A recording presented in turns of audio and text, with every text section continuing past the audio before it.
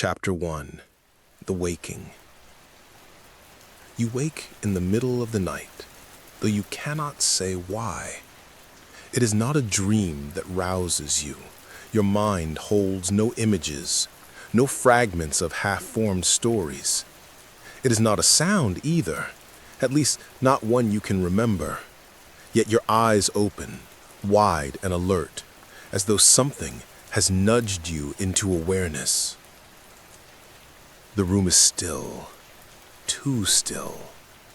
The clock beside your bed ticks with a patient rhythm, each second carving through the silence.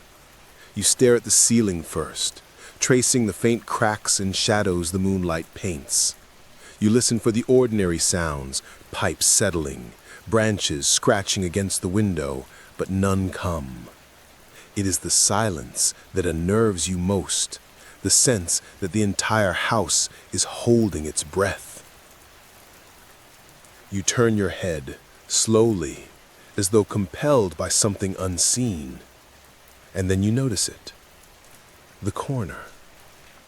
At first, you think it's just the dark playing its usual tricks, a shadow stretched long, or the outline of clothes draped carelessly across a chair. But the longer you look, the clearer it becomes. There is someone standing there, a man. He is tall, his outline sharp against the wall. His shoulders are squared, his arms hanging stiffly at his sides. You squint, hoping the features of his face will reveal themselves, but the light refuses to touch him. His face is hidden in darkness, even though the moonlight falls just inches from where it should be. You freeze. Your body tenses beneath the blankets. You want to whisper, to say, "Who's there?" But something inside of you holds the words back. Some instinct, deeper than thought, whispers, "Don't let him know you see him." The clock ticks on. Your breath grows shallow. You stare and stare, but the man does not move. His stillness is worse than any sudden lunge, worse than any sound he might make. Stillness means waiting, watching. Your throat is dry. You swallow hard, the sound loud in the quiet room. Tick, tick, tick. Minutes pass, or maybe it is longer. The man remains. You try to convince yourself you are imagining him, that your eyes, heavy with sleep, are inventing a phantom. You blink, slowly, testing the trick of vision. But when your eyes open again, he is still there. Always there. The silence is unbearable. You whisper, barely a sound. "Hello?" No answer. No shift, nothing but that impossible stillness. A thought coils in your mind, unwelcomed but insistent. If you close your eyes, he will move. And though exhaustion pulls at your body, your eyes burn from being held open, you dare not shut them. You wait, and you watch. The man in the corner waits too. Chapter 2. The First Night. You don't dare to close your eyes. The minutes crawl by, measured by the sharp, steady ticks of the clock on your nightstand. At first, you thought the sound was comforting, ordinary, grounding. But now, every tick feels like a countdown, each second falling closer to something inevitable. You whisper again, this time a little louder. "Hello?" Your voice sounds alien in the silence, thin and trembling. The man in the corner does not stir. His stillness is a kind of answer, though not the kind you want. You reach for the lamp on your nightstand. Your hand trembles as your fingers brush against its cool base.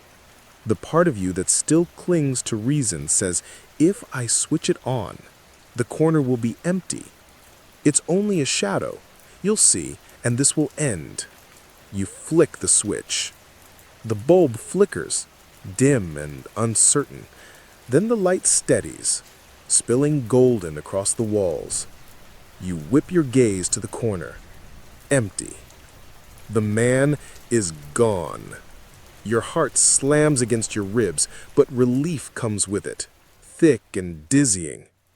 Of course, just shadows, just exhaustion. You laugh, but it's a brittle sound, dry and nervous. You're losing it, you whisper to yourself. Just need sleep, that's all. You leave the lamp on.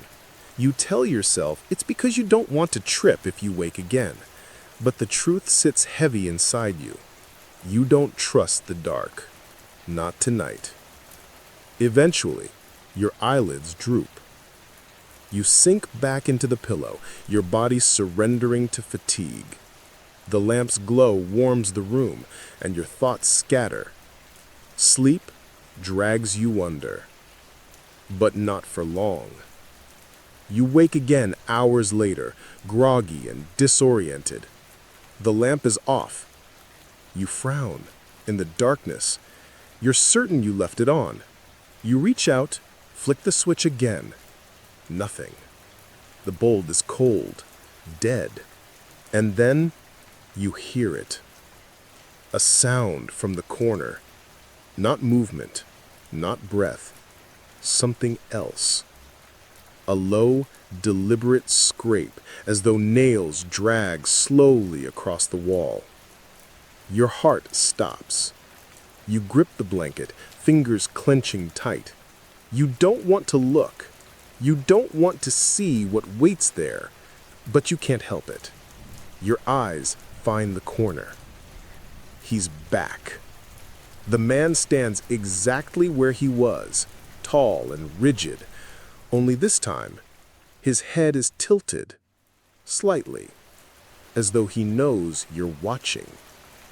The scraping continues, steady and patient. You realize with horror it is not coming from the wall. It is coming from his hand. His long, pale fingers are tracing the plaster, slow and deliberate, as though carving invisible patterns. Your chest tightens. You want to scream, to leap from the bed and flee the room, but your body refuses. You are pinned, not by weight, but by fear so deep it roots you to the mattress. The clock ticks on, merciless. And then suddenly, the scraping stops. The man lowers his hand. His head tilts further, as if listening for something you cannot hear. The silence deepens. And then, footsteps. Slow. Heavy. One step forward. Then another. He is leaving the corner. He is walking toward you. Chapter 3. The Footsteps. You clutch the blanket to your chest, though you know it offers no protection. The man takes another step, slow and deliberate. The sound of his shoe against the wooden floor is impossibly loud in the silence. You want to scream, to wake the world, but the sound dies in your throat. Your voice feels locked inside you, like something is holding it there. Move, you think desperately. Get up, run, but your body is heavy, pinned by invisible weights. The air itself seems thicker now, every breath dragging like you're inhaling water instead of air. Another step. Closer. Your eyes adjust to the dark just enough to glimpse more of him. His clothes are old, far too old. The fabric hangs in long, uneven folds, torn at the cuffs. His arms sway slightly with each step, but his head remains tilted, as though studying you. You whisper again, hoarse, trembling, "Please, don't." The words vanish into the silence. He doesn't answer. He stops just beyond the foot of your bed. Too close now. the shadow of his shape looms over you, stretching across the blanket. You force yourself to look at his face. For the first time, the shadows peel back enough for you to see. Eyes, sunken and hollow, staring without blinking. Skin that seems stretched too thin, as though it's been drained of color. His mouth doesn't move, but somehow you feel his attention, heavy and unrelenting, like a hand pressing down on your chest. The clock ticks. 1, 2, 3. And then, without warning, he steps back. Just one step. The pressure in the air lightens, and you gasp, sucking in a breath you didn't realize you'd been holding. He doesn't move again. He just stands at the foot of your bed, waiting. His head still tilted, his hollow eyes still locked on you. Minutes pass. Your throat aches from holding back sobs. Your vision blurs with tears you don't dare wipe away. Then, impossibly, sleep begins to tug at you again. It makes no sense. You are terrified, your heart thundering, but your heaviness in your body grows unbearable. Your eyes droop, fighting to stay open, but each blink lasts longer, drags deeper. You fight it, whispering, "No, no, no," under your breath, but it's useless. Your body betrays you. Your consciousness slips. The last thing you see before darkness swallows you is the man still standing at the foot of your bed, watching. Chapter 4. Morning. The sunlight wakes you. For a moment, you lie perfectly still, afraid of what you might see when you open your eyes. The memory of the night clings to you, vivid and sharp. The man in the corner, the footsteps, those hollow eyes. But when you force your eyes open, the room is empty. The corner is just a corner again, dust and shadow. The air is light, ordinary. The clock ticks with the same patient rhythm, but it feels different now, comforting almost. You sit up slowly, scanning the room. The chair is where it should be. Your clothes are piled carelessly on top of it. The floorboards hold no strange marks, no proof of footsteps. And yet, you glance at the wall. There, etched faintly into the plaster, are lines, scratches, thin, deliberate grooves just where the man's hand had dragged during the night. You rise, trembling, and step closer. Your fingertip brushes the marks. They are real, shallow but sharp enough to cut if you pressed harder. You stumble back, bile rising in your throat. Your phone lies on the nightstand. You snatch it up, desperate for a voice, for someone else to hear you and tell you you're not losing your mind. Your thumb hovers over your mother's number, your best friend's, even 911. But you stop. What would you say? There was a man in my room, but now he's gone? I think I dreamed him, except he scratched my wall? No one would believe you. You're not even sure you believe yourself. You lower the phone. The scratches remain. You tell yourself you'll deal with it later. You'll paint over it, forget it. For now, you just need to get through the day. Pretend everything is normal. But a thought follows you, no matter how much you try to push it away. Chapter 5. The Scratches. You avoid the room for most of the morning.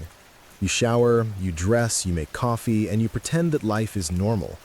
The sunlight streaming through the windows helps with the lie. It fills the kitchen, paints the counters in warm gold, and for a time you can almost forget the dark figure that stood by your bed. Almost. But every time you glance toward the hallway, your thoughts return to the scratches on your bedroom wall. They pull at you like a splinter under skin, small but impossible to ignore. By noon, you give in. You step back into the room, coffee mug trembling in your hand. The bed is messy, the blanket tangled from your restless night. The corner is still just a corner, but the scratches are there. Pale, thin, deliberate. You trace them with your eyes, following the faint curves. They aren't random. They bend, cross, loop back. They form something. A shape maybe. A symbol. You set your mug down and kneel close, squinting. The marks aren't finished, more like the beginning of something being written. The strokes are too careful, too intentional to be just clawing. Your skin prickles. You grab your phone, snap a picture. The camera doesn't lie. The scratches show up clearly in the photo, stark against the wall. It's proof. Proof you didn't dream it. Proof you weren't imagining things. But instead of relief, the evidence makes you feel worse. The man was real.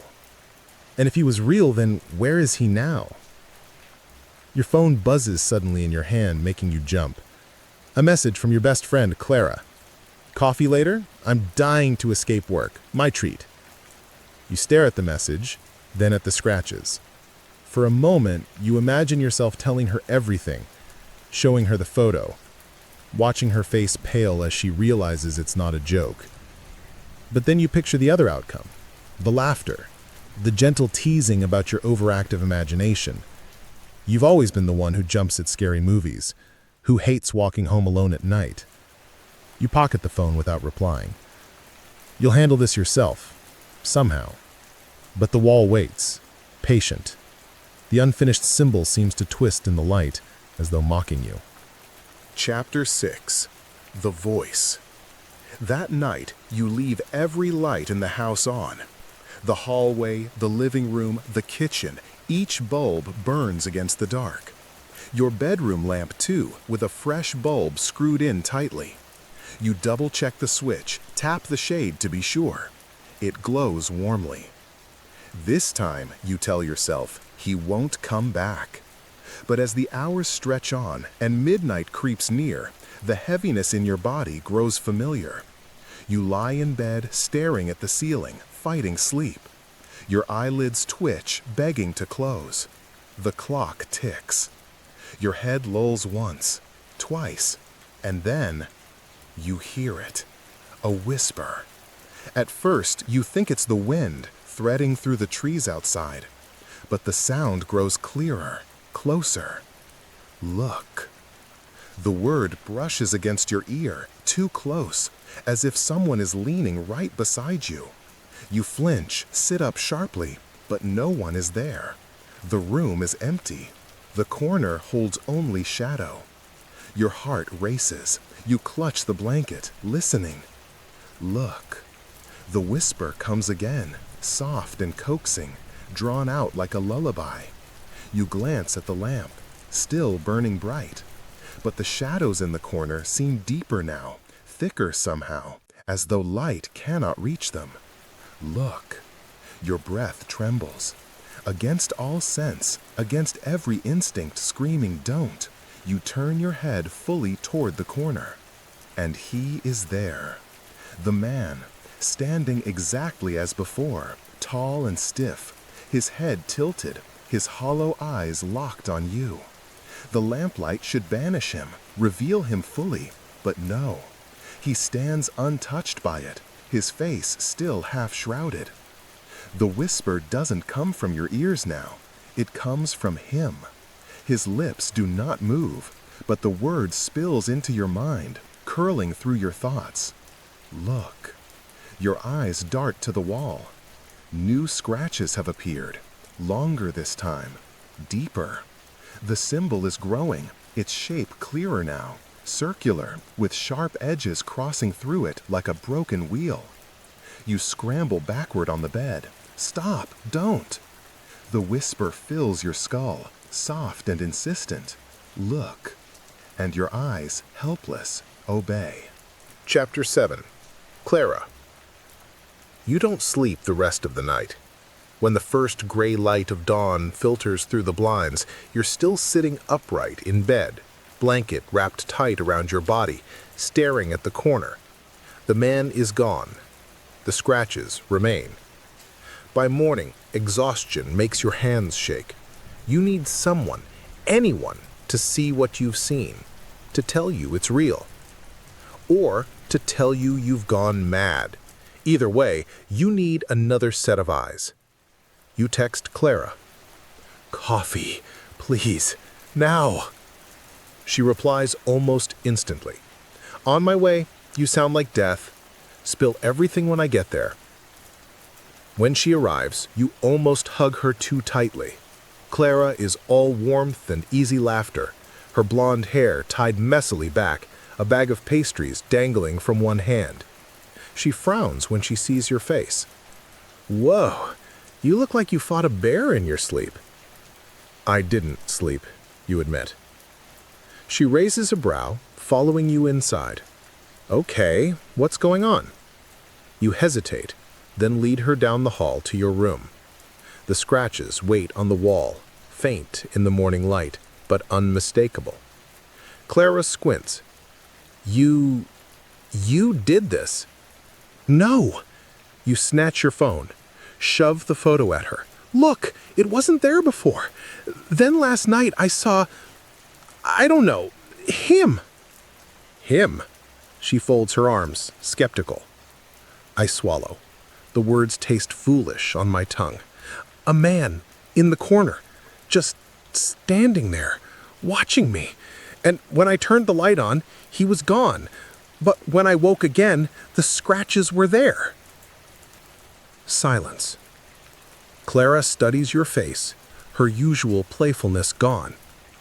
"You're serious." "Dead serious." She glances back at the wall, then at the photo, then at you. Finally, she exhales. "Okay, say I believe you. What do you want me to do?" The question stuns you. You hadn't thought that far. All you know is that you don't want to be alone. "Just stay over tonight, please?" Clara sighs, but her lips twitch into a half-smile. "Fine, but if I wake up and some creep is standing in the corner, I'm setting the place on fire." For the first time all day, you almost laugh. Almost. Chapter 8. 2 in the room. That night, you and Clara make a fortress of the bedroom.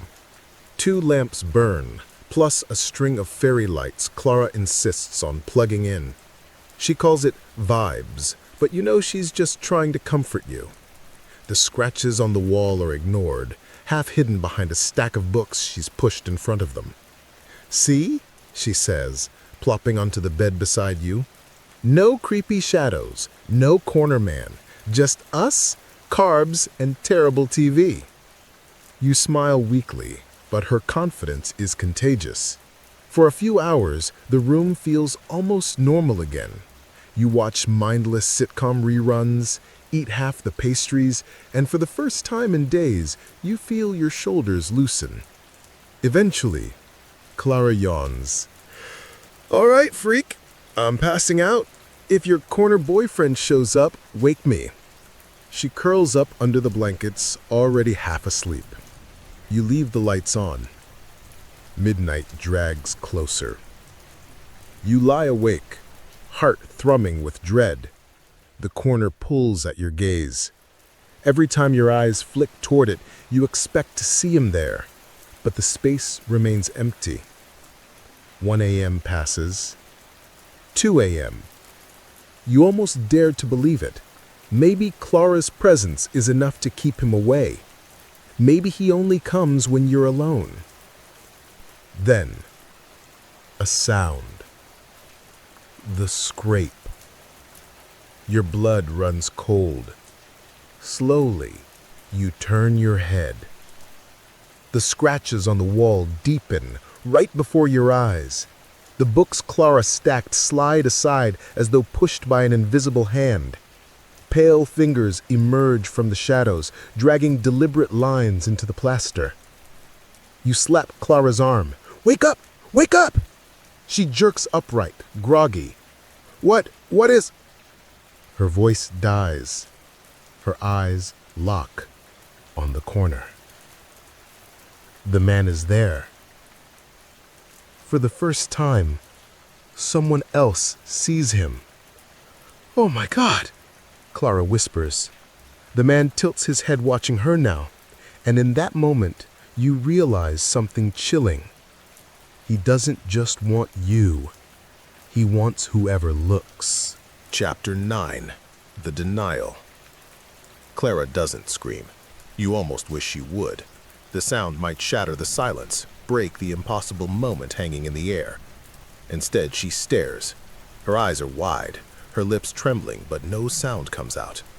She grips your wrist so tightly it hurts. "You see him," you whisper. "Tell me you see him." I... Her voice cracks. "I see him." The admission chills you more than anything else. It's real. All of it. The man doesn't move.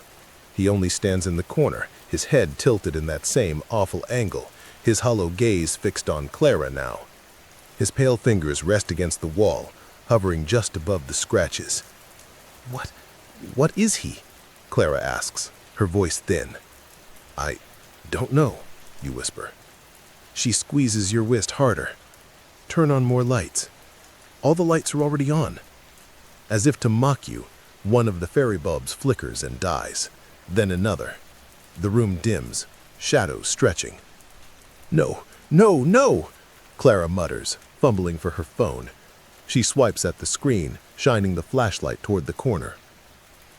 The beam lands on the man. For a split second, his face is revealed more clearly than ever before. You see the thin, bloodless skin stretched across sharp bones, the hollow sockets that should hold eyes but instead contain darkness deeper than the night itself. His lips are sewn shut with fine black thread. Clara gasps, dropping the phone. The flashlight beam tumbles across the floor, sputtering out. When you look back at the corner, the man is gone. The wall is bare. Only the scratches remain. Chapter 10. The Research. Morning comes, though you barely sleep. Clara doesn't either. She paces the kitchen with a cup of untouched coffee, muttering to herself. "I saw him. I know I saw him. He was there." "I told you," you whisper. She stops pacing, finally looking at you. "Okay, so it's real. He's real. Then what the hell is he?" You rub your face, exhaustion grinding into your bones. "A ghost? A demon? I don't know." Clara slams her coffee cup down. "Well, we're not just gonna sit here waiting for him to show up again." She grabs her laptop, drops it on the table, and starts typing. Her fingers fly across the keys. "We need answers. Anything about, I don't know, shadow men, sleep paralysis demons, haunted houses, symbols carved into walls." You lean over her shoulder, watching the flood of search results fill the screen. Dozens of articles appear. Paranormal forums, grainy photos, stories of the Watcher, the Dark Man, the Corner Thing. None are identical, but all echo pieces of what you've seen. A man who comes at night, who stands in corners, who waits for you to notice him. And the symbol. Always the symbol. Over and over, crude sketches of the same shape appear on different sites. A circle broken by jagged lines, sometimes called the wheel, sometimes the veil. Accounts vary, but one theme repeats. Once the symbol is complete, he doesn't just watch, he takes. You shudder. Takes what? Clara scrolls, silent. Finally, she whispers, "People." The word hangs heavy between you. You glance toward the hallway, toward the scratches on your bedroom wall. The symbol is not finished yet, but it will be. Chapter 11. The Warning. Clara insists on staying another night. "This isn't just your problem anymore," she says, arms folded tight. "I saw him. He looked at me. Whatever this thing is, it's after both of us now." You want to argue, to tell her to leave before it's too late, but selfishness roots your tongue. The idea of another night alone with him is unbearable. So, you nod. That evening, the two of you drag a mattress into the living room. as far from the scratched wall as possible. Clara sets up her laptop again, playing music to keep the silence at bay. You order food you don't touch. By midnight, exhaustion drapes over both of you. Clara dozes first, curled in a blanket. You lie awake, eyes on the far corner of the living room. It's empty. Until it isn't. He stands there, tall, still, head tilted, always tilted. Your body stiffens. You whisper, barely a breath, "Clara!" She stirs, groggy. "What?" "Don't look." But she does, and when her gaze meets the corner, the whisper returns, not just in your head now, but echoing faintly through the room. "Look." The lamp on the end table flickers once, twice, goes dark. The man lifts his hand, dragging fingers along the wall. The scratches are there instantly, as if burned into the plaster. More lines, more of the broken circle. Clara scrambles upright, clutching your arm. "He's finishing it," she gasps. You don't answer, because even as terror floods your chest, you know she's right. The symbol is almost half complete now. And with each line, you feel it, not just fear, but pressure, as though the walls are leaning in, the air thinning, the house itself bending towards something inevitable. "Look." The whisper gnaws at your skull. Clara clamps her hands over her ears, rocking back and forth. "Make it stop! Make it stop!" And then, just as it began, the man vanishes. The light flickers back to life. The room is empty again. But the scratches remain. Chapter 12. The Decision. Morning finds you both ragged. Clara's hands shake as she scrolls her laptop. Her face is pale, lips chapped. "We can't stay here." "Where would we go?" you mutter. "A hotel. Anywhere." You glance toward the living room wall. What if he follows? The question hangs between you. Neither of you wants to say it, but you both know he's not tied to the house. He's tied to you. Clara snaps the laptop shut. "Then we fight back." You stare at her. "How?" "Research, rituals, whatever it takes." Her eyes burn with determination, but you see the fear beneath it. He wants that symbol finished, right? Then we stop him before he does. It sounds impossible, but the alternative is worse. By noon, you're both buried in old forums, scanned PDFs of forgotten folklore, desperate whispers from strangers who claim to have seen the same thing. Most are nonsense, but patterns emerge. Salt lines, mirrors, burned offerings, words meant to banish. One post catches Clara's eye. A grainy photo shows the broken circle symbol carved into stone. Beneath it, a scrawl of text. "The Watcher writes to open the way. Stop his hand, or the door is made." "Open the way?" Clara murmurs. The phrase sinks into you like ice. A door. To where? To what? That night, you scatter salt across the threshold of every door, every window. Clara sets mirrors at angles in each corner, facing outward.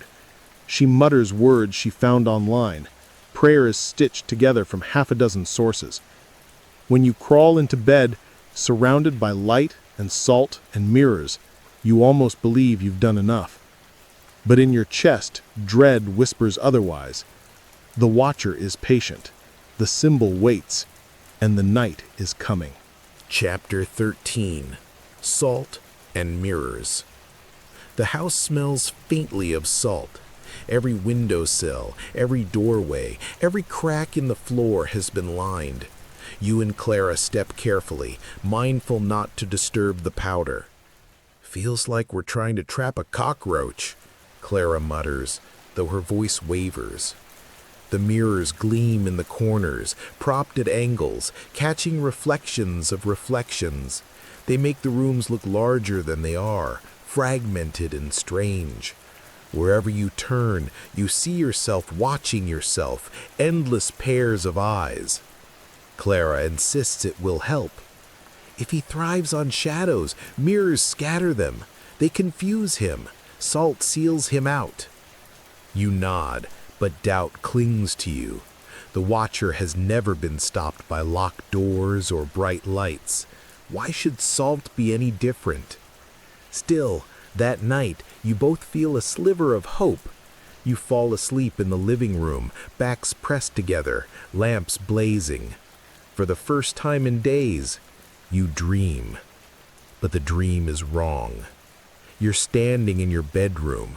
The corners are darker than they should be, shadows pooling like spilled ink. The unfinished symbol glows faintly on the wall, the lines pulsing like veins. You hear footsteps behind you. You don't turn. You don't need to. Look! When you wake, your throat aches from screaming. Beside you, Clara gasps awake at the same time. Her eyes are wide, her face pale. I saw him, she whispers. In my dream, he was inside. You both stare at the salt lines. They are undisturbed, pristine. The mirrors stand untouched, the lamps glow steadily. And yet, somehow, he found a way in. Chapter 14. The Second Symbol. The next morning, Clara scours the internet like a woman possessed. Salt and mirrors didn't work. Okay, fine. We'll try something else. Fire, iron, holy water. I don't care. You pace behind her, restless. The house feels smaller every hour. The corners darker. The air heavier. Then Clara freezes. Oh God! You lean over her shoulder. On the laptop screen is another forum post buried deep in an archive. The attached image makes your stomach lurch. It's the same broken circle symbol, but not carved into a wall, not etched into wood, burned into flesh. A photograph of an arm, pale and thin, with the blackened lines seared deep. The caption beneath it reads, "Once he marks you, you are his." Your hand shakes as you pull back your sleeve. Your skin looks normal, untouched, but when Clara pushes back her own sleeve, a faint line, thin and gray, runs across her forearm. It curves, exactly like the scratches on the wall. "No!" Clara whispers. She scratches at it desperately, as though she could erase it. The mark does not fade. You grab her wrist. "Stop! You'll hurt yourself." Her breath shudders. He's not just finishing it on the wall. He's finishing it on us. The realization crashes down like ice. The scratches in the plaster aren't the only symbol. You are the other. And once both are complete, the door opens. Chapter 15. The Way Opens. Night falls like a suffocating blanket. You and Clara sit on the living room floor, surrounded by salt, mirrors, and candles that flicker despite the absence of wind. The faint lines on her arm and yours pulse almost imperceptibly, like the symbol itself is alive. Neither of you speaks. The air is heavy, thick with anticipation. Then it comes, the whisper. Soft, insistent, curling around your skull. Look. You look at Clara. Her eyes are wide, shimmering with fear and tears. She wants to look away, but her body trembles as if some invisible force is drawing her gaze toward the corner. You try to push her back, to break the connection, but the power holding you both is stronger than any salt, stronger than mirrors, stronger than your combined will. The shadow in the corner begins to take shape. Taller, wider, head tilted, fingers dragging through the air, etching lines in invisible space that echo the symbol's design. Your arms ache as the lines sear into your skin. Clara cries out as the mark on her forearm deepens, burning faintly. "Stop it!" you scream, your voice raw, trembling. "It's not yours to finish." The watcher tilts his head. No face, only hollow eyes. No lips, yet the whisper fills the room in unison. Look. Your eyes obey, no matter how hard you fight. The room spins. Light bends unnaturally. Shadows twist, pooling into angles that shouldn't exist. You feel the walls stretch, the ceiling press down. The last line of the symbol is drawn, on the plaster, on your skin, in the air itself. And the world shudders. The watcher steps forward. You feel his presence inside your mind, inside your bones. The way is opening. Clara screams beside you. You reach for her, but it is too late.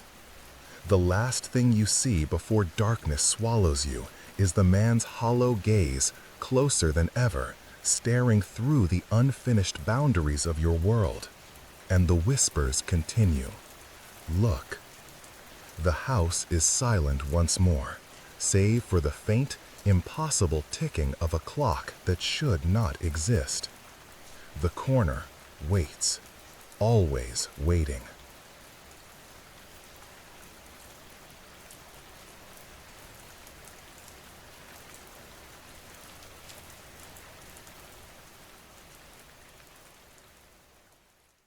Did you enjoy that short story? I hope you found it spooky. Now, time for another tale. Chapter 1. Arrival. The house stood at the edge of the small town, its silhouette hunched against the gray sky like a tired old sentinel. Its paint was faded, streaked with years of rain, and the windows were clouded with grime. Yet something about it drew you in, a quiet promise of solitude. You parked the car at the gravel driveway, the tires crunching underfoot, and stepped out, taking in the scent of wet leaves and decaying wood. This place, you muttered to yourself, squinting up at the crooked roofline. It's perfect. The front door was heavy and groaned like it hadn't been opened in years.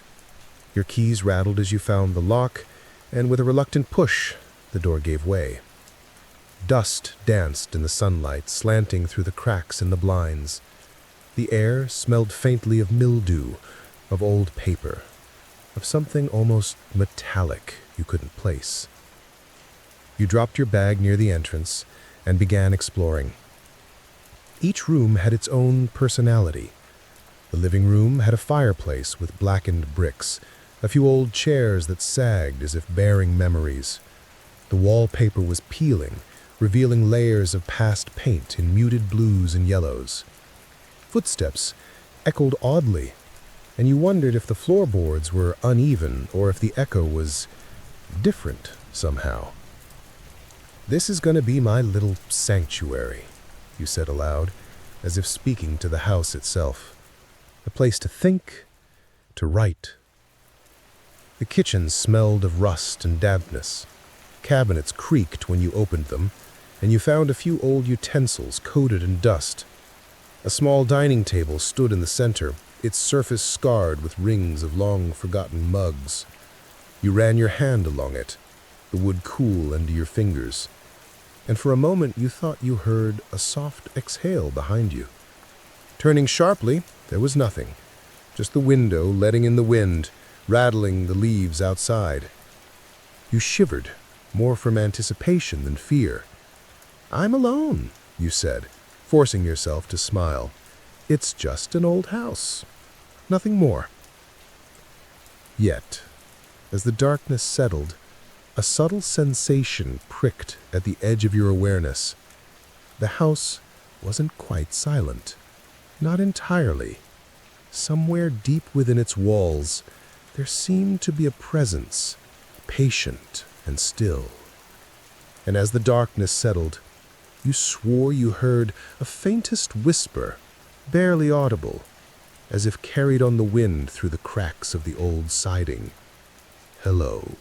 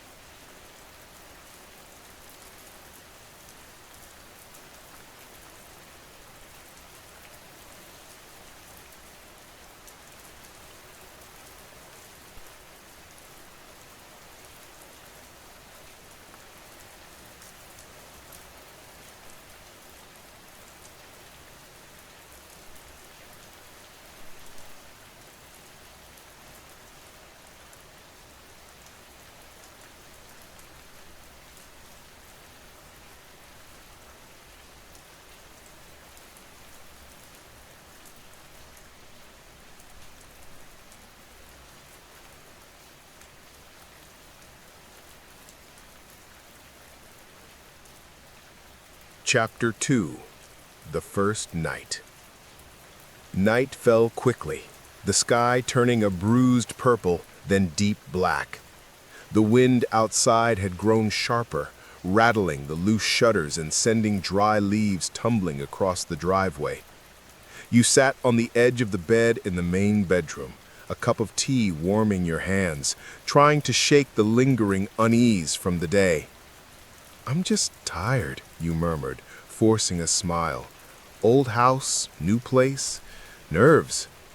The shadows in the room were long and strange, cast by the weak glow of a single lamp. They seemed ordinary at first, stretching across the walls and ceiling, but then you noticed the corners. Some shapes didn't belong. The shadows curved oddly, curling where no object existed to cast them.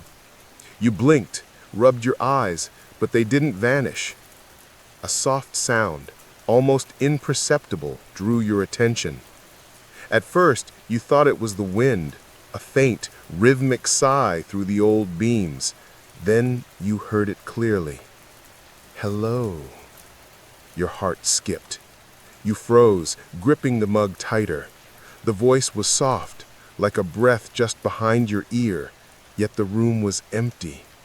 You swallowed hard, trying to convince yourself it was your imagination. "Probably just the wind," you said aloud, though your voice sounded unconvincing even to your own ears. You stood and walked toward the door, checking the hallway. The floorboards groaned beneath your weight, echoing far too loudly. The hallway was empty. The darkness beyond the bedroom doors seemed deeper, denser, almost swallowing the faint glow of the lamp. You exhaled shakily and returned to the bed.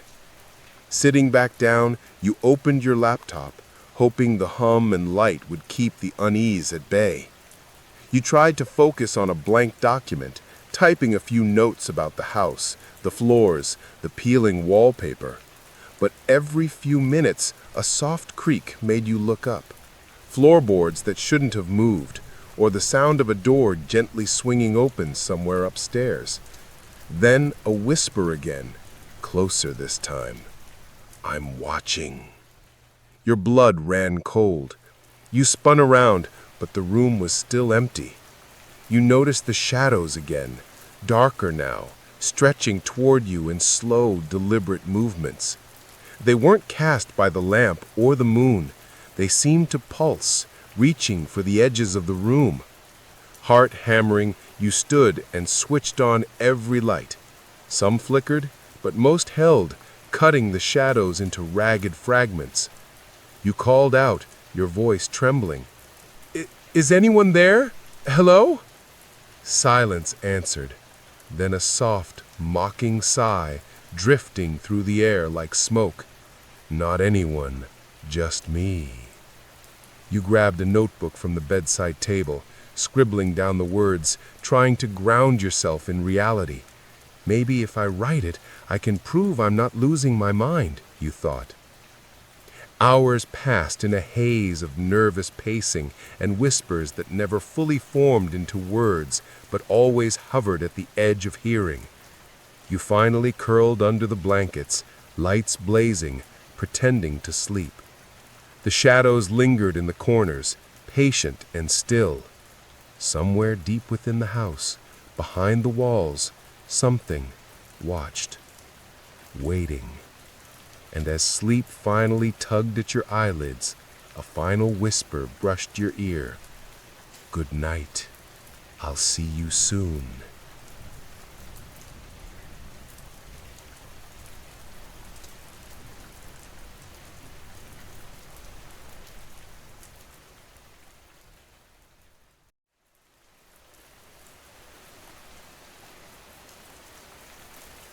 Chapter 3. The Shadows. Morning came with a gray, lifeless light spilling through the blinds.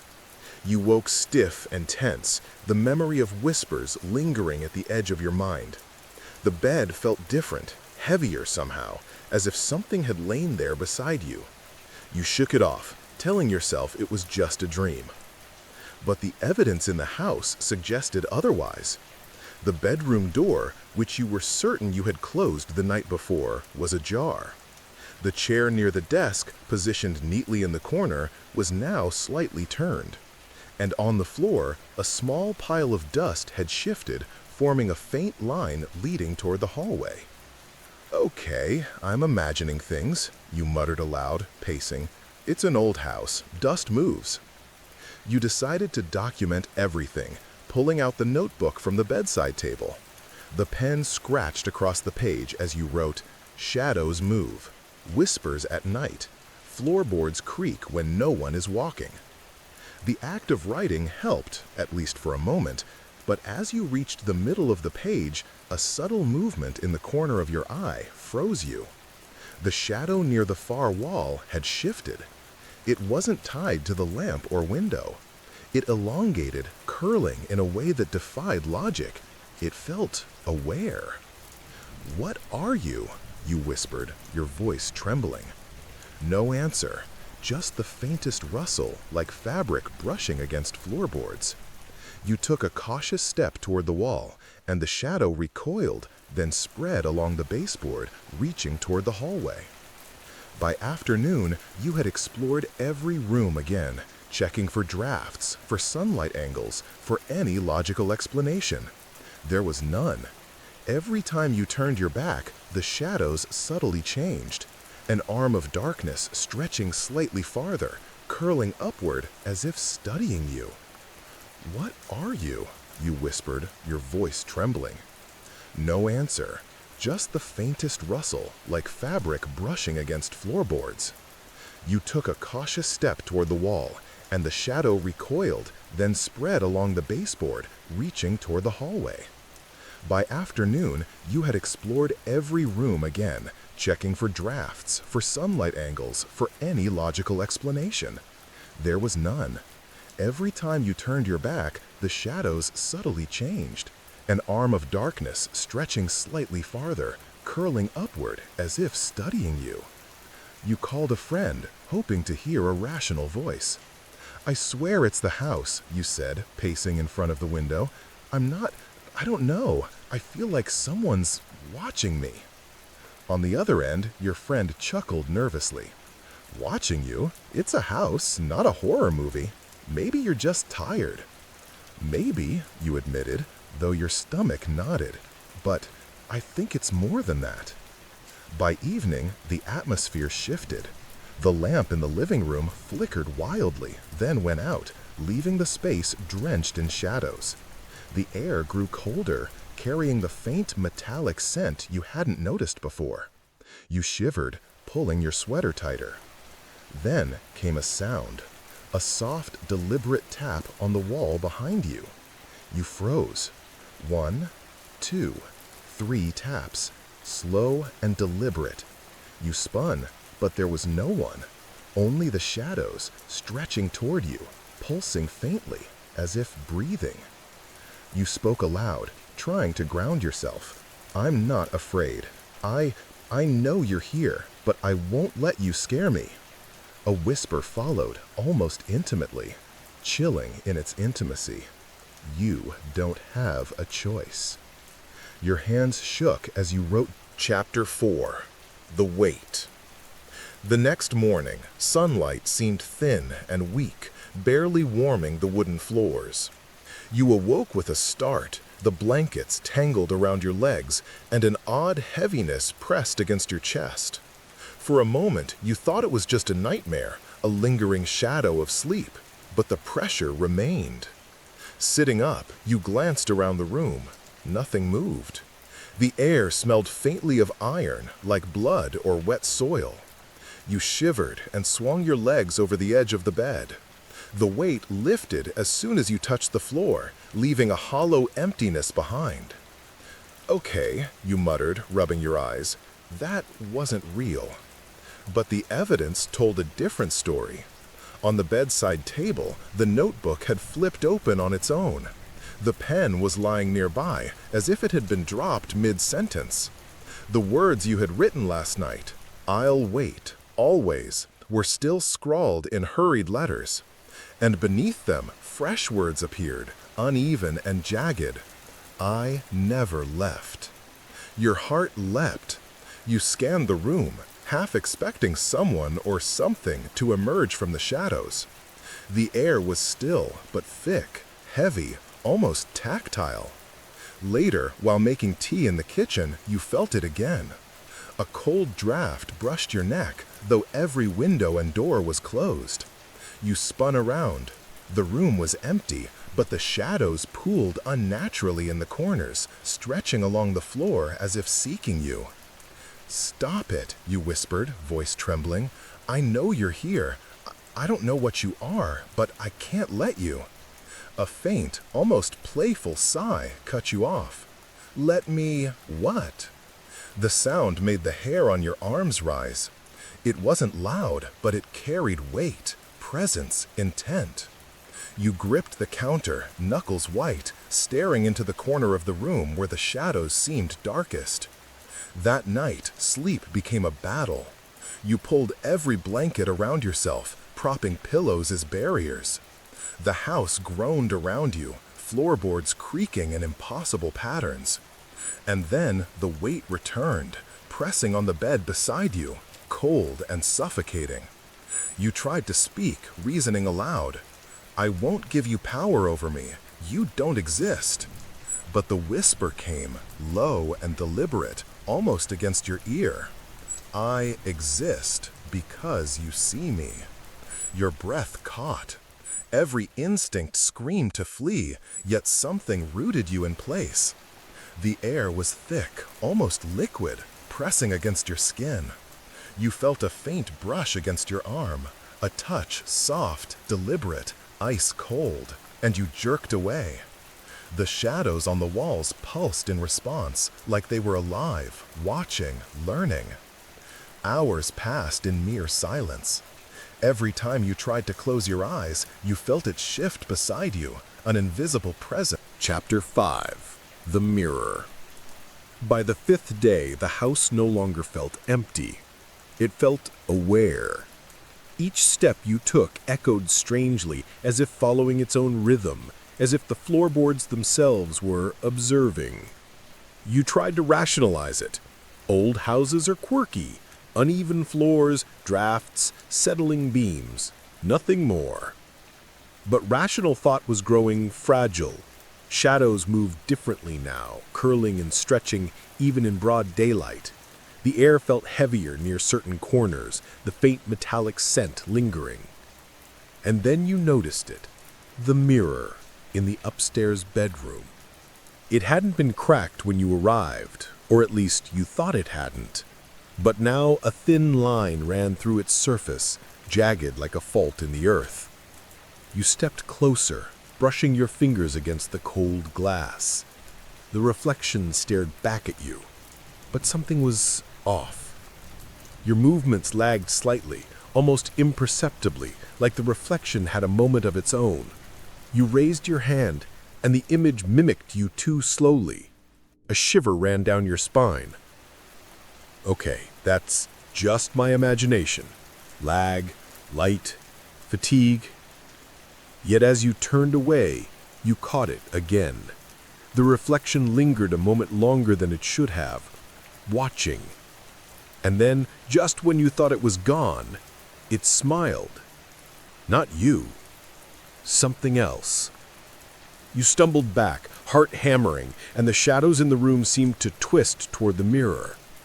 For a terrifying instant, it felt as if the dark shapes were feeding from the reflection, growing heavier, darker, more substantial. That night, you couldn't sleep in the bedroom with the mirror.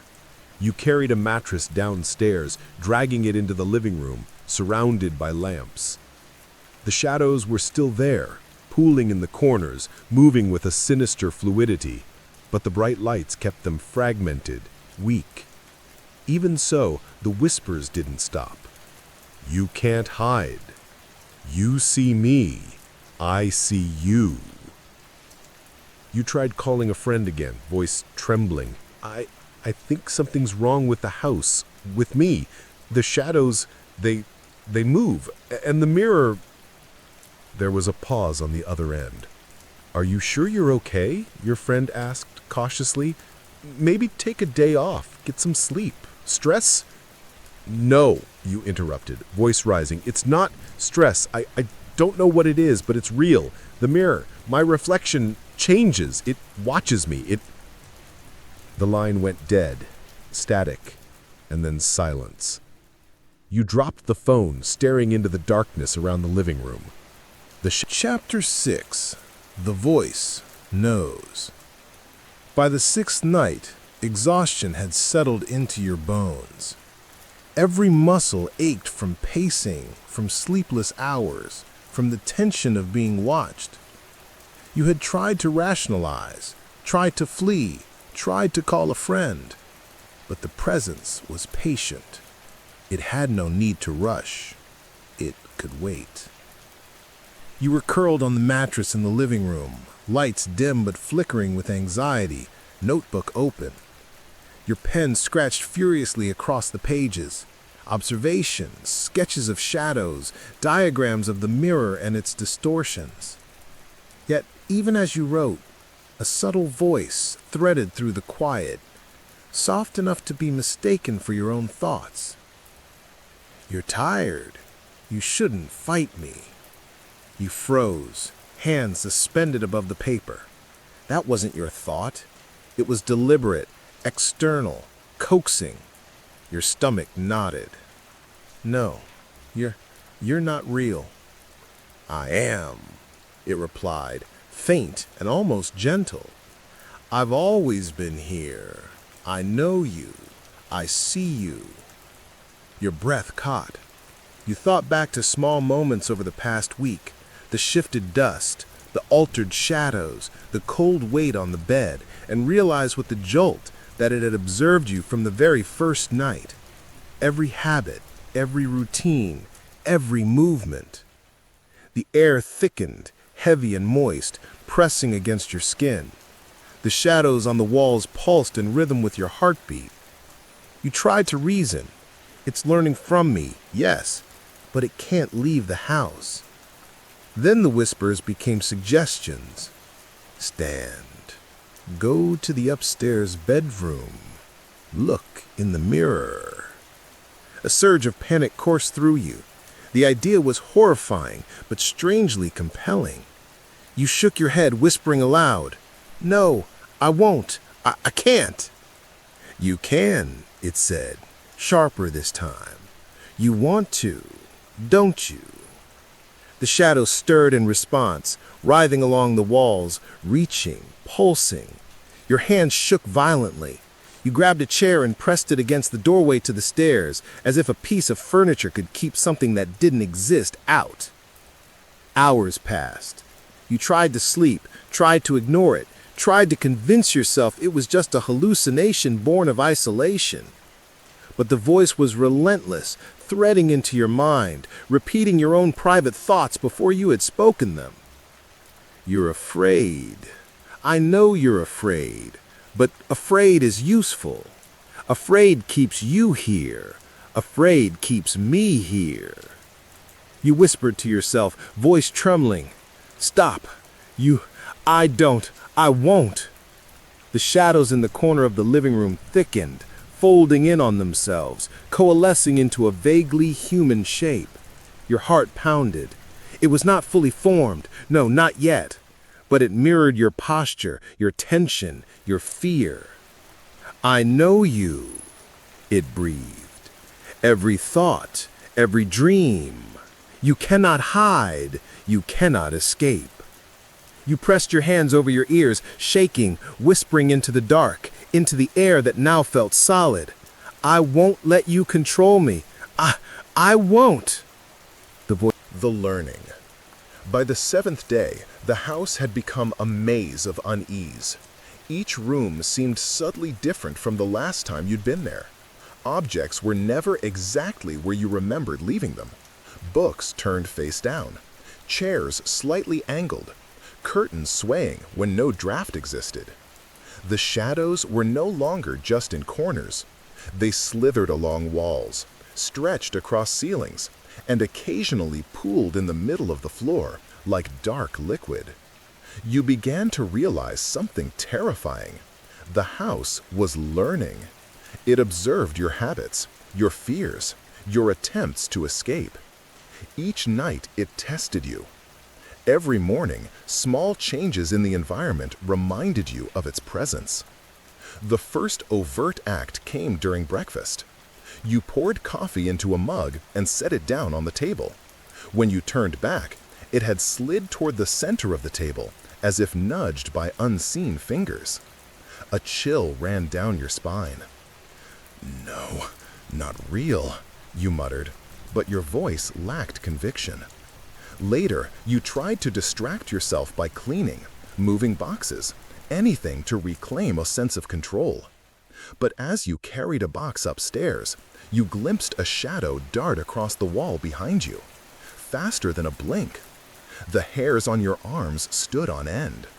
It wasn't just watching now, it was practicing. You realized that the longer you stayed, the more skilled it became at predicting your movements, anticipating your reactions. The whispers had evolved too. They no longer just commented or suggested, they taunted, mimicked, and tested. "Careful," it whispered one night as you climbed the stairs. "Slow. Don't drop it. Don't look behind you." Your stomach twisted. You spun around. Nothing. But the floorboards creaked in a pattern you hadn't made. The shadows writhed at the edge of your vision, mocking, studying. By afternoon, you had taken to writing everything down, desperate to anchor yourself. Notes, sketches, diagrams, all meant to prove that something unnatural was unfolding. Yet even as you scribbled furiously, you felt its attention, intangible and suffocating. The first near physical encounter came at night. You were climbing into bed when the blankets shifted violently, as if something underneath was rolling. You yelped and threw them off. The air had grown cold, colder than ever before, and a faint pressure pressed against your legs, stopping just short of touch. "Almost," whispered the voice, softer than before, yet saturated with expectation.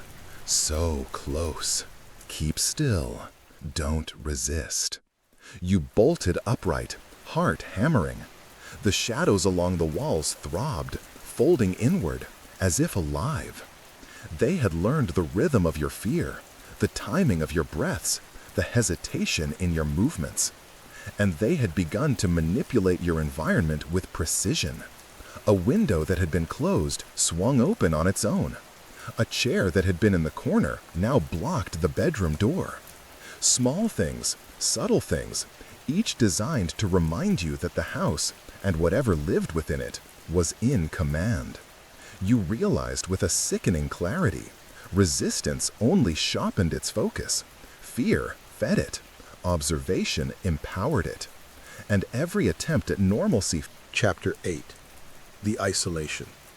By the 8th day, the boundaries between the house and the outside world had begun to blur. You had stopped answering calls from friends. Messages went unread. Even the thought of leaving felt wrong, as if the house itself tightened around you, whispering insistently that there was nowhere safe beyond its walls. The shadows had grown bolder. They no longer confined themselves to corners or walls. Sometimes, in the corner of your eye, you would see them pooling at the foot of the stairs or near the doorway, waiting, patient, observant. They knew your habits, followed your gaze, anticipated your steps. The whispers had become constant companions. They spoke in tones you recognized, your voice, the voice of your mother, your own inner thoughts, blurring the lines between memory and reality. "Don't go outside. They can't protect you. You belong here." You shook your head, pressing your hands against your ears. The voice mimicked your protest. "No. Yes. Maybe. You don't know. I know." Attempts to leave the house became exercises in futility. The front door that had been heavy now seemed to resist your hands, as if the house itself had gained weight. Windows refused to budge, as though welded shut. Even the gravel driveway outside seemed miles away, elongated by some invisible force, twisting distances and angles until the world beyond the walls felt impossibly far. Sleep became fragmented and hallucinatory. Dreams bled into waking moments. In one moment you were climbing stairs that led to rooms you didn't recognize. In another, the shadows reached through the floorboards, brushing your feet, curling around your ankles. You began talking to yourself, arguing with the whispers, pleading with the house. I don't belong here. You can't have me. The reply came almost immediately, soft, teasing, omnipresent. You are mine. Even if you close your eyes, even if you run, even if you scream, you cannot leave. You will belong. You will see. You will remember. And as you pressed your face into your knees, the shadows leaned closer, stretching, waiting, patient. Outside, the world continued, oblivious. Inside, you were alone, completely.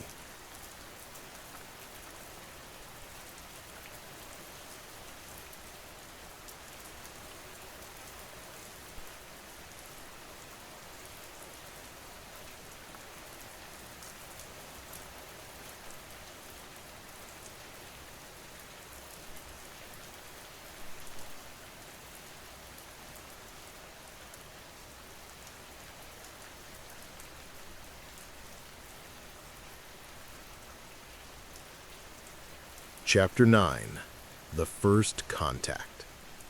The night was darker than usual, heavy with the smell of damp wood and something metallic you couldn't place. The wind outside had fallen silent, leaving the house unnervingly still. You sat on the mattress in the living room, notebook open, pen trembling in your hand, trying to make sense of the last 8 days.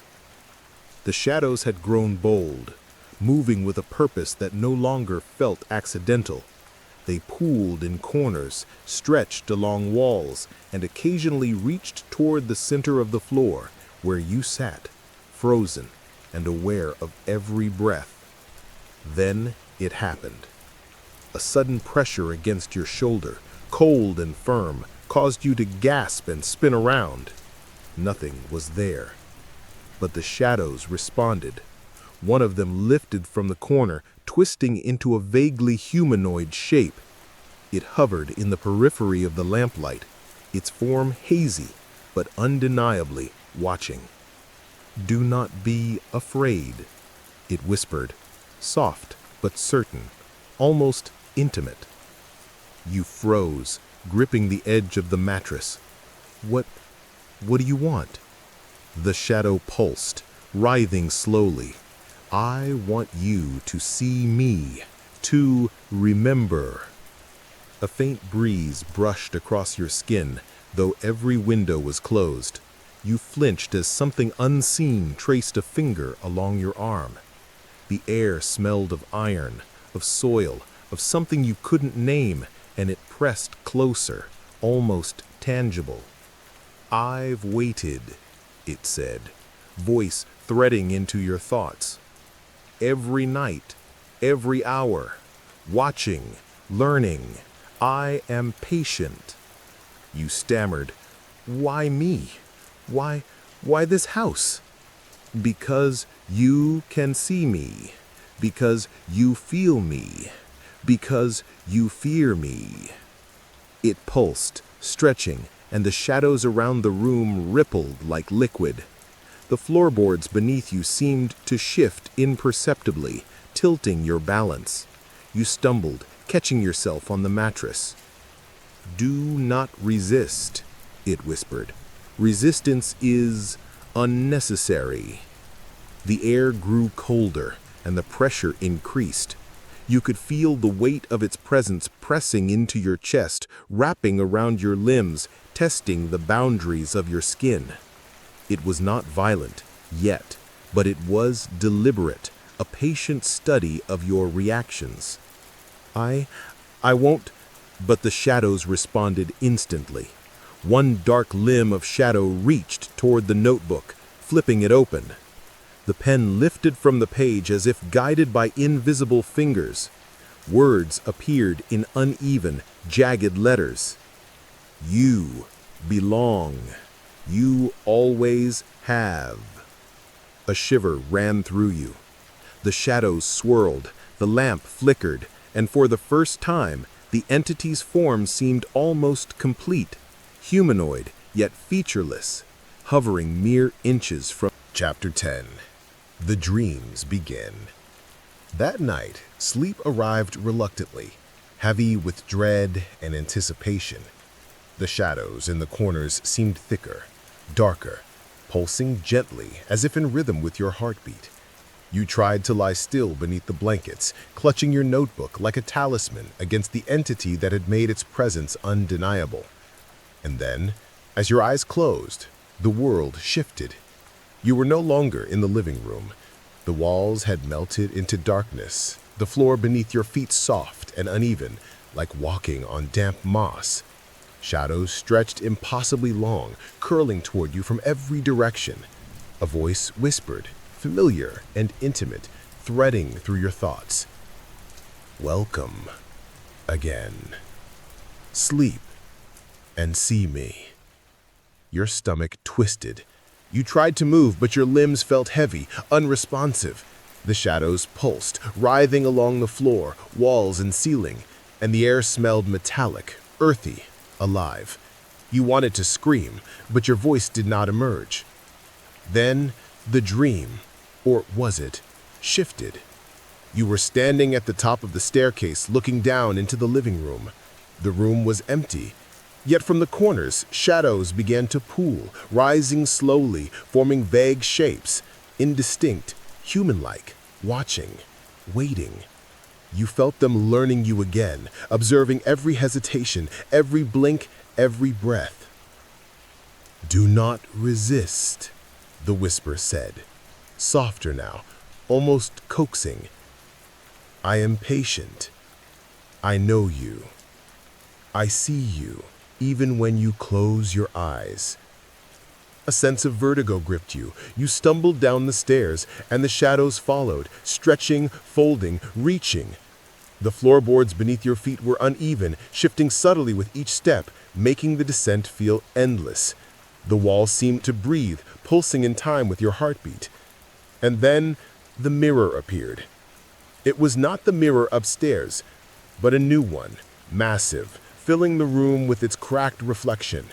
Your own image stared back, but behind you, the shadows coalesced into a humanoid figure, featureless, yet unmistakably there. Its presence pressed into your mind, speaking without words. Remember me. You belong to me. You always have. You cannot leave. You turned, trying to flee, but the shadows stretched and tangled around your legs, binding you to the spot. Panic surged, yet a strange compulsion urged you to look into the mirror. Reluctantly, you did. The reflection was not just you, it was the entity itself, layered over your features, a distorted double with pulsing darkness where eyes should be. The whispers became a chorus, repeating thoughts you hadn't spoken, desires you hadn't admitted even to yourself. You see me now. You will see me again. Sleep, and you will belong. You awoke with a gasp. Drenched in sweat, the notebook still clutched in trembling hands. Sunlight streamed weakly through the blinds, but the room felt heavier than ever. The shadows in the corners pulsed faintly, patient, waiting. And you realized with a chill that the entity had not just visited your waking hours. It had begun to claim your dreams, threading its presence into sleep itself. Nightfall no longer promised rest. It promised confrontation, subtle and inescapable within the very landscape of your mind. You shivered beneath the blankets, understanding the truth with a sinking certainty. The house, the shadows, the voice, they were no longer confined to walls and floors. They were inside you, shaping your thoughts, your fears, and your dreams. Sleep, it whispered once more, almost tenderly. Sleep and remember, I will wait.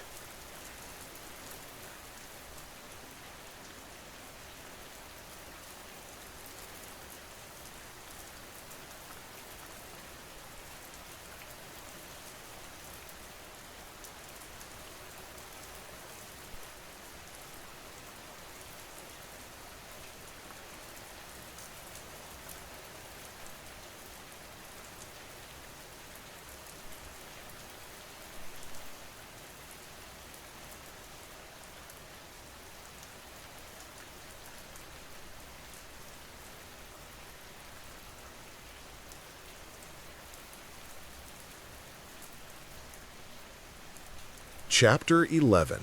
Nightmares Made Real. By the 11th night, sleep had become a battleground. Your eyelids drooped with exhaustion, but each attempt at rest was met with the same suffocating presence. The shadows in the corners of the living room seemed to pulse with anticipation, stretching subtly whenever you moved, as if aware of your thoughts. That night, when you finally closed your eyes, the dream arrived immediately. You were no longer in the living room, nor in any room you recognized. Instead, you stood in an endless hallway, the walls dark and slick, the floor uneven and wet beneath your bare feet. A dim, greenish light emanated from nowhere, illuminating nothing clearly, but the sense of being watched was absolute. From the far end, shapes emerged, humanoid, featureless, shadows coalescing with purpose. They glided silently, moving closer, folding and twisting as if alive. One reached toward you, tendrils of darkness brushing your shoulders, cold and suffocating. "Do you remember me?" the voice whispered, threading directly into your mind. "Do you see me now?" You tried to run, but the floor buckled, stretching unnaturally, slowing your steps. Every shadow mirrored your movements, learning, anticipating, taunting. Panic surged through you as the hallway seemed endless. And then the mirror appeared, tall, cracked, stretching across the width of the hall. You stared into it. The reflection was not you. It was yourself, distorted and overlaid with the entity's features, shadows writhing beneath your skin. It reached through the glass, and a tendril of darkness brushed your cheek, real, tangible, even in the dream. You bolted upright in the mattress, drenched in sweat, gasping for air. Sunlight peeked through the blinds, but the shadows in the corners pulsed subtly, patiently, as if learning your response. The notebook trembled in your hands, and when you opened it, new words had appeared. You cannot escape, not in dreams, not in waking. I am everywhere you look. I am patient. I am learning. By day, the hallucinations persisted. Shadows shifted unnaturally in the hallway outside your bedroom. The cracked mirror upstairs reflected subtle movements that weren't yours. Small objects moved on their own. A chair that had been pushed against the wall now sat in the center of the room. A book lay open, with pages rearranged into sentences you didn't recognize. You spoke aloud to the empty house, your voice shaking. "This isn't real. None of this is real." The whisper returned instantly, soft and intimate. "It is as real as you allow. You see me now. You feel me. You are mine, and you will remember." By evening, you had abandoned the living room mattress and fled to the kitchen, barricading yourself against shadows that moved with more confidence now. Sleep was no longer optional. The body demanded it, but the entity had begun infiltrating even the briefest moments of rest. Every blink, every moment of distraction became an opportunity for it to test you, to mold you, to feed on fear. And as night fell, you realized the cruelest truth. Chapter 12. The First Breaking. By the 12th day, exhaustion had become permanent, a living weight pressing into your bones. Sleep was no longer restorative. It was a battleground, a trap where shadows and whispers toyed with your mind. Every night, the entity infiltrated your dreams, each encounter more vivid, more intimate, more terrifying. During the day, reality itself seemed to bend. Shadows shifted unnaturally, stretching and folding, defying the light. Floorboards groaned under no weight. Mirrors reflected subtle distortions, your own movements slightly delayed, as if the reflection had a mind of its own. Objects moved silently, repositioned themselves, small but deliberate. You began to doubt everything. What was real? What was imagined? What belonged to you? You started talking aloud constantly, a futile attempt to anchor yourself. I am awake. This is real. I am awake. I am awake. The shadows pulsed in response, coiling at the corners of your vision. The voice came, threading directly into your thoughts. No, you are asleep. You have always been asleep. You cannot see me yet, but you will. You always will. Panic gripped you.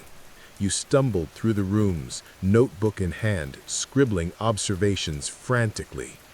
Each word, each line was meant to ground you, but the entity had begun altering even that. Pages rearranged themselves overnight. Sentences twisted into new meanings. Words you hadn't written appeared. Breaking is good. Resistance is foolish. You belong. You slammed the notebook shut. The shadows thickened, swirling around the corners of the room, edges indistinct but moving with intent. You pressed your back against the wall, shaking, whispering, I am not yours. You cannot have me. You already are. It whispered, soft, intimate, omnipresent. You will remember. You will belong. You will see. The first direct physical contact occurred that night. You awoke to a pressure against your chest, not subtle this time, firm and undeniable. Cold fingers brushed your arms and shoulders. You struggled, screamed silently, but the air seemed viscous, wrapping around you, binding your movements.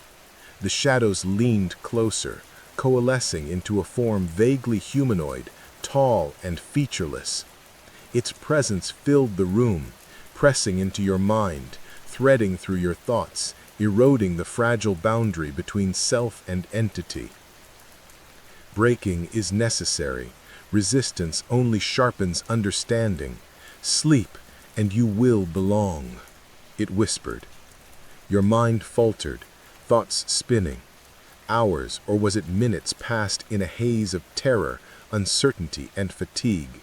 When dawn finally crept weakly through the blinds, you were trembling uncontrollably, notebook clutched to your chest, body shaking with exhaustion and fear. The house had changed. The shadows were more confident, more fluid, more assertive. The entity had made contact, and it had begun to assert dominance over your waking life as well as your dreams. You understood with a bone-deep certainty. You were beginning to break, and once the breaking was complete, there would be no turning back. Remember, the whisper said, fading as the first weak light filled the room. You are mine, always mine. Chapter 13. The Second Night. By the 13th night, the house felt alive in every sense. Every creak of the floorboards, every subtle draft, every flicker of shadow was deliberate. The entity was no longer content to linger in corners.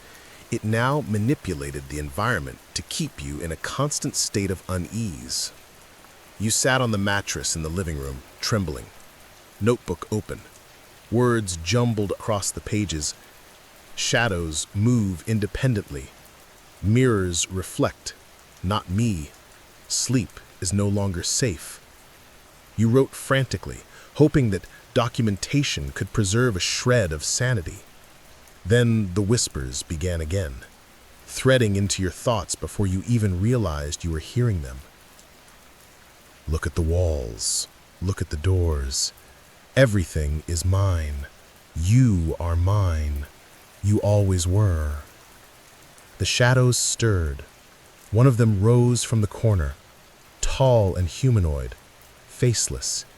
It moved toward the mattress, folding the space around it like liquid. The air grew cold, thick, pressing into your lungs with every breath. Sleep now, it coaxed, voice intimate and persistent. Dream and you will see me. You wanted to resist, but exhaustion weighed heavily on your body. Every nerve screamed for rest, and the entity knew it. It whispered your thoughts, reading the desperation in your mind. You are tired. You need to sleep. You want to sleep. Let me see you. Against your will, your eyelids dropped. Darkness swallowed the room. And then the dream began. Not gentle, not subtle, but immediate and absolute. You were no longer in the living room. You were standing in the upstairs hallway, the walls slick and impossibly long. Shadows pooled at the far end, coalescing into humanoid forms. One stepped forward, featureless, faceless, but undeniably present. Do you see me? The voice whispered, threading into your thoughts.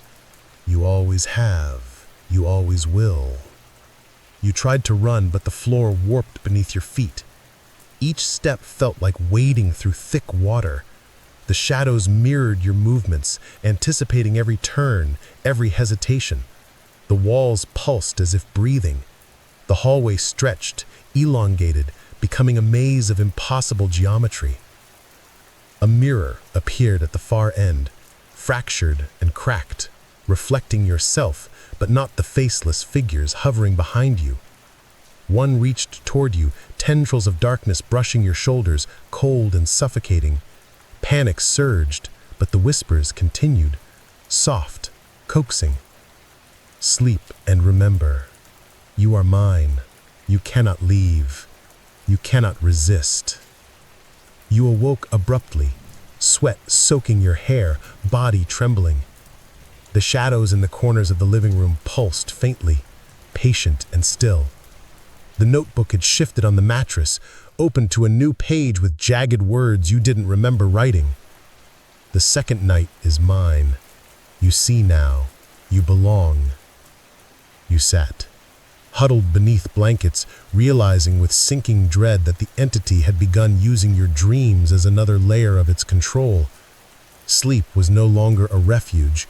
It was a tool, a trap, a place where it could shape your thoughts. Chapter 14. The Hallways Shift. By the 14th night, the house had fully claimed its dominion. Every step you took was uncertain. Hallways stretched and twisted.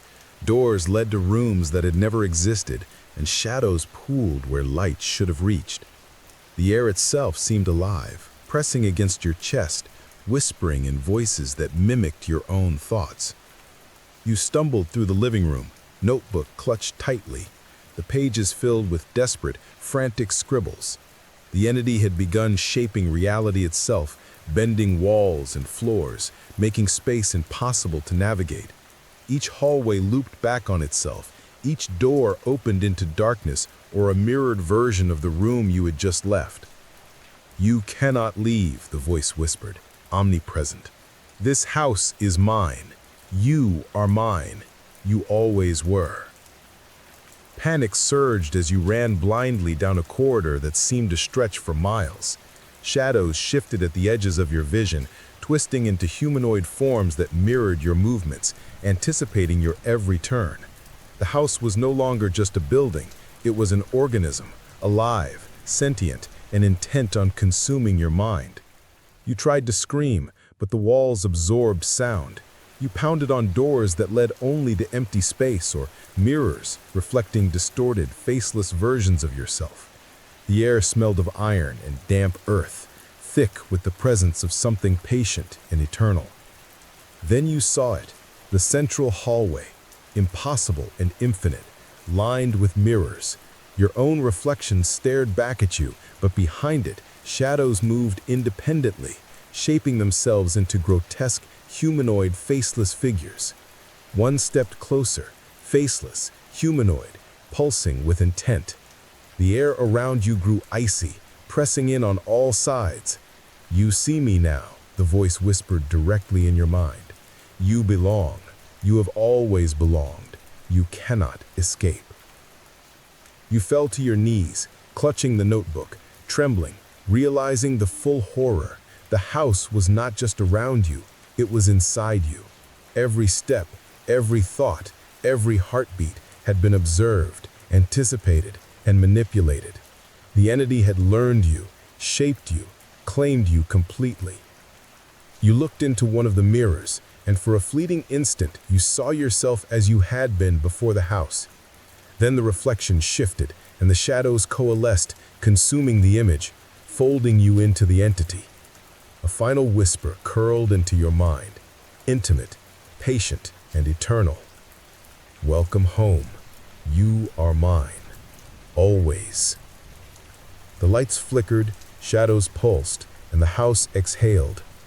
You no longer knew where the walls ended, where the floors began, or where you stopped and the shadows began.